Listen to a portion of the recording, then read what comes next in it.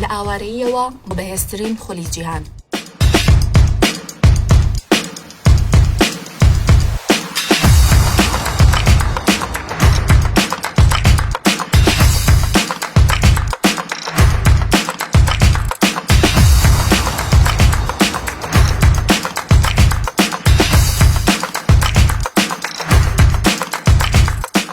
محمود داو دەبێت یەکەمین یاریزانی کورد لە پریمەر لیگ یاری بکات.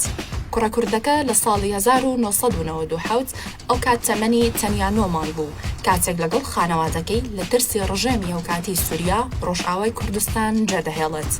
چەندین ڕێگەی قورس و پڕ لە ترس دەبڕێت تا جەگاتە ئەوروپا و لە وڵاتی ئەڵمانیا نیشتەجێ دەبێت. محمود داو لە ساڵی 1996 لە پارێزگای حەسەکەی ڕۆژئاوای کوردستان لەدایک بووە.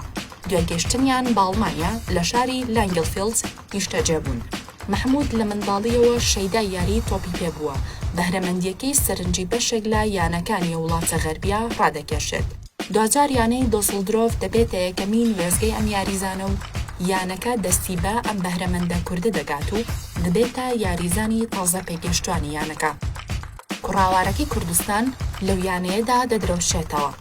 دواتر یانەی بروسیا مونشنگلادباخ بەم یاریزانە کووردە سەرسام دەبێت و دەلکێشی یانەکەی دەکات. محمود ئاستێکی بەرزی لەگەڵم یانەیە گەڕا و هاوکار بوو لە گەیشتنیان بە چامپیۆنز لیگی وەرزی 2014. دواتر بووە جێگەی سەرنجی یانە گەورەکانی ئەڵمانیا.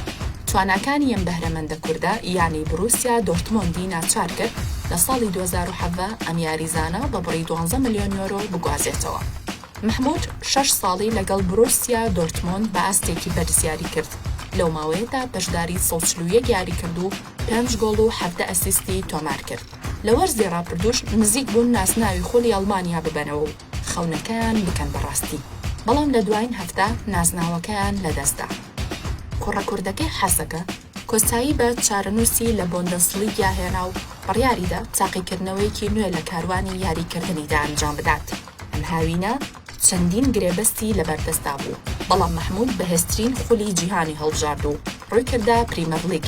بە گرێبەستێکی ئازاد ڕووی لە یانەی برایتۆنی ئینگلیزی کرد و ئەمەش دەبێتە یەکەمین یاریزانی کورد کە لە پریمەر لیگدا یاری بکات.